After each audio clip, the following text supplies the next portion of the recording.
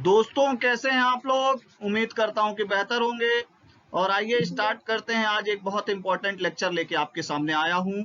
मध्य प्रदेश के प्रमुख पुरातात्विक स्थल। बहुत सारे लोगों को इसमें डाउट रहता है और एक ना एक क्वेश्चन यहाँ से आता ही आता है।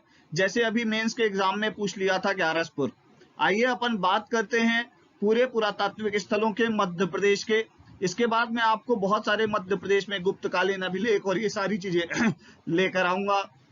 और बहुत जल्दी आपके सामने मध्य प्रदेश के पर्यटन, मध्य प्रदेश के खनिज और मध्य प्रदेश का परिवहन होगा। आप बिल्कुल टेंशन ना लें। आइए स्टार्ट करते हैं आज का लेक्चर।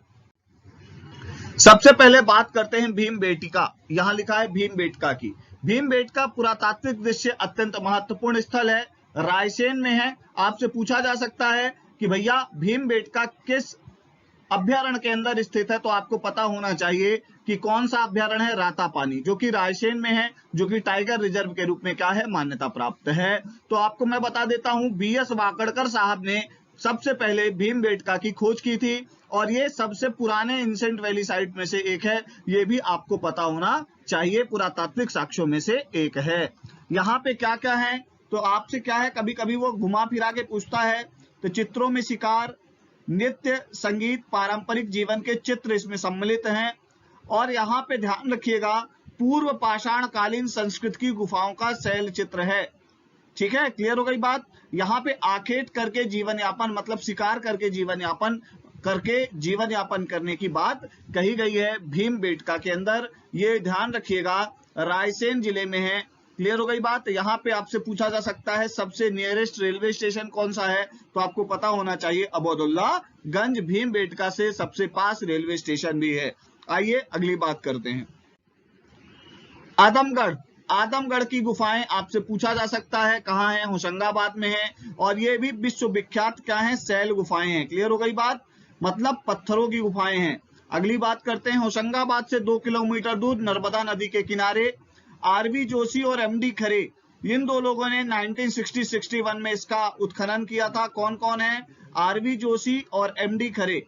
क्लियर हो गई बात। यहाँ पशुपालन के प्राचीनतम साक्ष्य मिले हैं। आपसे पूछा जा सकता है कि ध्यान रखिएगा, एनिमल हस्बेंड्री, पशुपालन के प्राचीनतम साक्ष्य कहाँ मिले हैं, तो ध्यान रखिएगा आदमगढ़, होशंगाबाद के अंदर। क्लियर। आइए अगली बात करते हैं। एरण। एरण एक ऐसी जगह जहां पुरातात्विक साक्ष्य मिले हैं पहली बार सती प्रथा के। भानुगुप्त के समय के साक्ष्य हैं वो। आपको मैं ये भी बता देता हूं कि एरण में सिर्फ सती प्रथा के साक्ष्य नहीं मिले हैं, यहाँ 52 देवता की मूर्ति भी मिली है। और यहाँ पर समुद्रगुप्त के द्वारा, मैं ध्यान रखिएगा यहाँ पर लिखा हो कि नहीं, मैं आपको जो बोल रहा हूं वो भी इंपॉर्टेंट है। समुद्रगुप्त के द्वारा हूणों के हराने का विवरण कहां पे है, एरण अभिलेख में ही है। ध्यान रखिएगा, सिर्फ सती प्रथा के लिए एरण फेमस नहीं है। एरण के साथ मैंने आपको दो बातें और बता दी कि हूणों को पराजित करने के, समुद्रगुप्त ने हूणों को पराजित किया, इसके प्रमाण कहां मिलते हैं, तो एरण में मिलते हैं। और आपको यह भी पता होगा कि यहाँ पे गुप्तकालीन अभिलेखों में 52 देवता की मूर्ति भी मिलती है। क्लियर हो गई बात, आपको ये पता होना चाहिए। सती प्रथा के सबसे पहले साक्ष्य मिले हैं, सागर जिले में है एरण, ये भी आपको पता होना चाहिए। आइए अगली बात करते हैं। कायथा बहुत इंपॉर्टेंट है, ध्यान रखिएगा। इस बार के मेंस में संस्कृति भी आई है, तो कायथा एक संस्कृति भी है। ब्रॉन्ज एज की संस्कृति मानी जाती है, सॉरी ब्रॉन्ज एज में गलत बोल रहा हूं, कॉपर एज की संस्कृति मानी जाती है। ताम्र पाषाण कालीन संस्कृति मानी जाती है कायथा संस्कृति। क्लियर हो गई बात।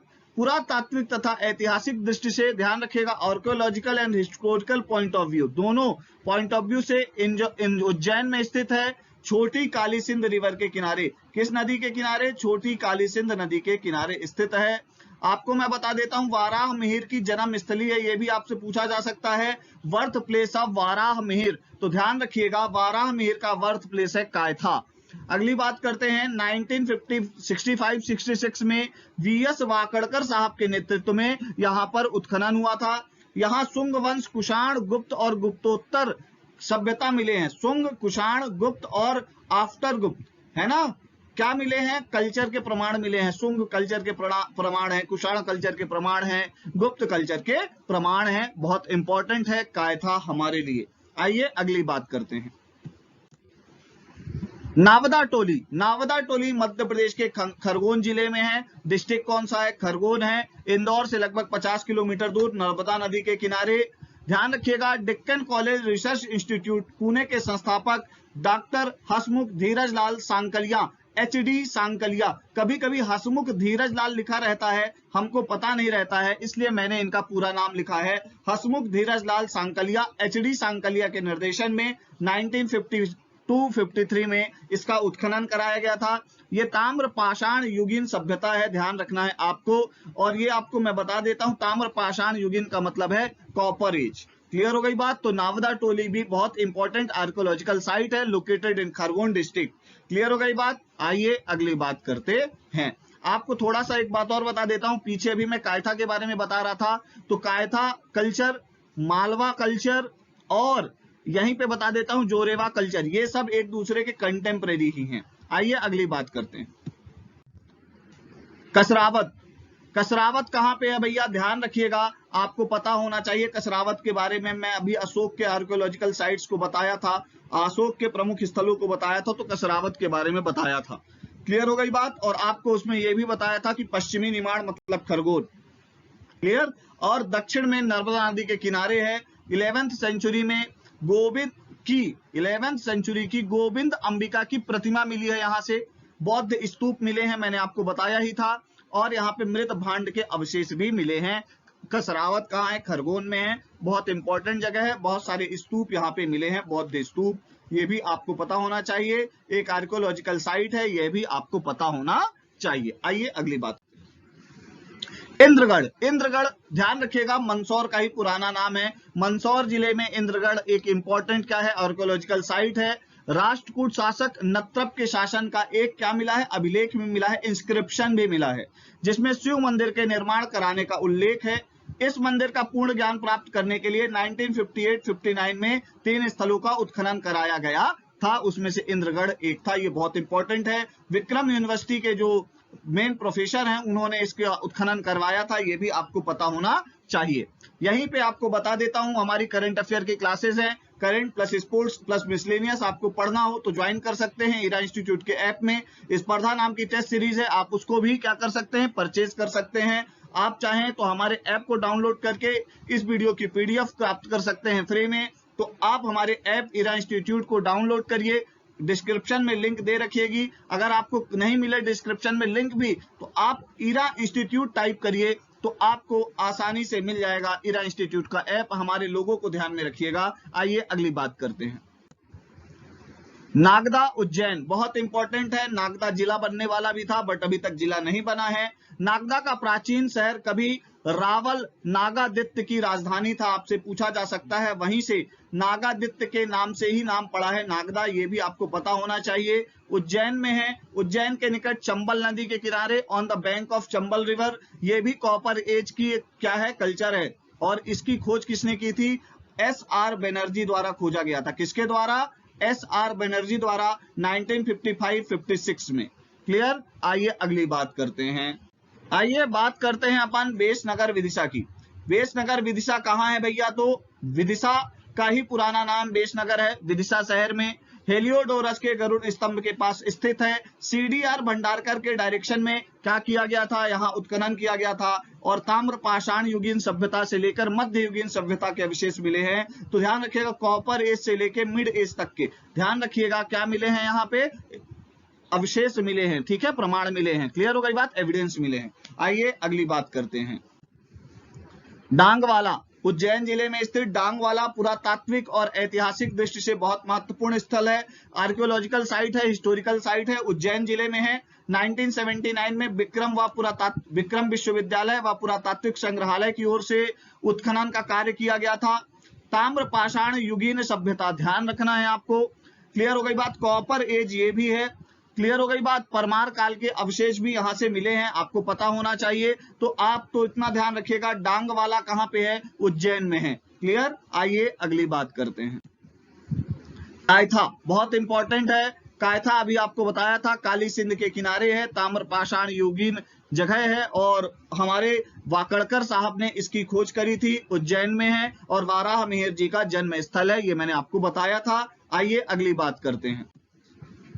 भरहुत सतना, भरहुत सतना के बारे में मैंने आपको बताया था कि इसकी खोज कनिंघम ने की थी, और मैंने आपको ये भी बताया था भरहुत भारत के मध्य प्रदेश के सतना जिले में स्थित है, एक गांव है। बौद्ध स्तूप कलाकृतियां एवं अन्य पुरातात्विक वस्तुओं के लिए प्रसिद्ध है।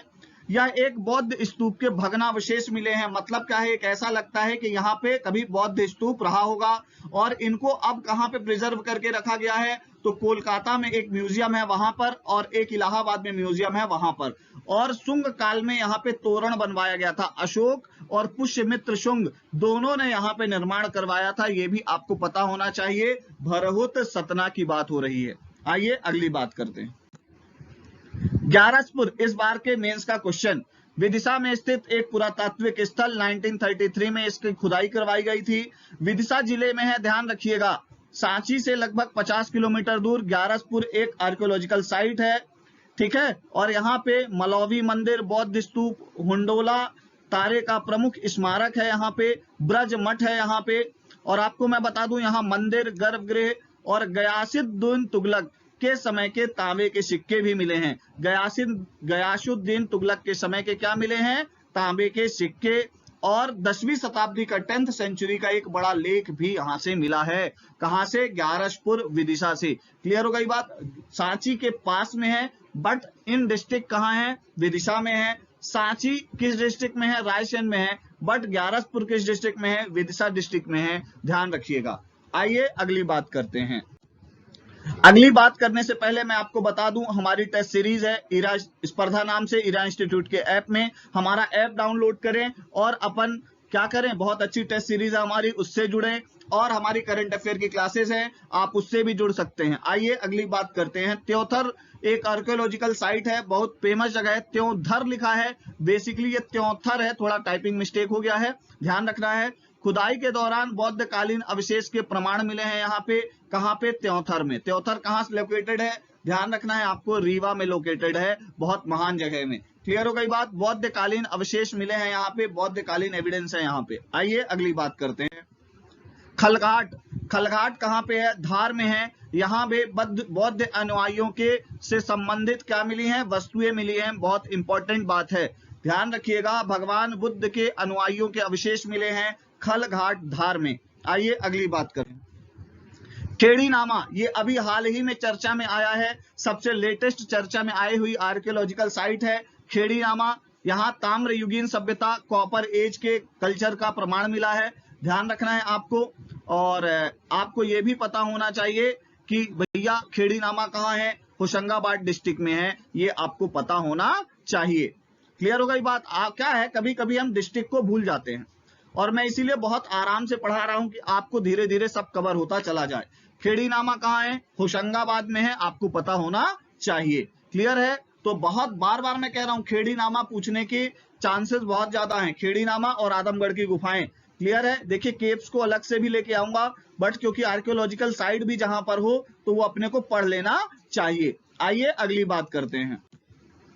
दसपुर, दसपुर कहाँ है, मंदसौर में है। कुमार गुप्त कालीन अभिलेख भी मिले हैं रेशम बुनकरों के, पर आपको मैं बता देता हूं दशपुर कहाँ है, मंदसौर में है। मंदसौर का ही पुराना नाम भी कहा जाता है दशपुर। और आपको मैं बता दूं, ये भी एक आर्कियोलॉजिकल साइट है, पुरातात्विक स्थल है। कहाँ पे स्थित है, मंदसौर डिस्ट्रिक्ट में स्थित है। क्लियर हो गई बात। तो आपसे कभी पूछे कि भैया Daspur archaeological site located in, तो आपको पता होना चाहिए मंदसौर, जहां थोड़ा थोड़ा शोर हो वो हो गया मंदसौर। क्लियर हो गई बात। आइए अगली बात करते हैं। अभी आप लोग पढ़ोगे, मंदसौर होलकर वंश के लिए बहुत इंपॉर्टेंट जगह हुआ करती थी, वहां पे उनके कुछ कुल देवी के मंदिर भी हैं। कहाँ, मंदसौर में। खेल हिस्ट्री के अंदर अपन उनकी चर्चा करेंगे। आइए अगली बात करते हैं। भूमरा, भूमरा मंदिर कहाँ है, सतना में है। और ये भैया अभी मैं गुप्तकालीन एक पूरा लेक्चर लेके आऊंगा, उसमें आपको भूमरा सतना की पूरी विशेषता बताऊंगा, आप बिल्कुल टेंशन ना लें।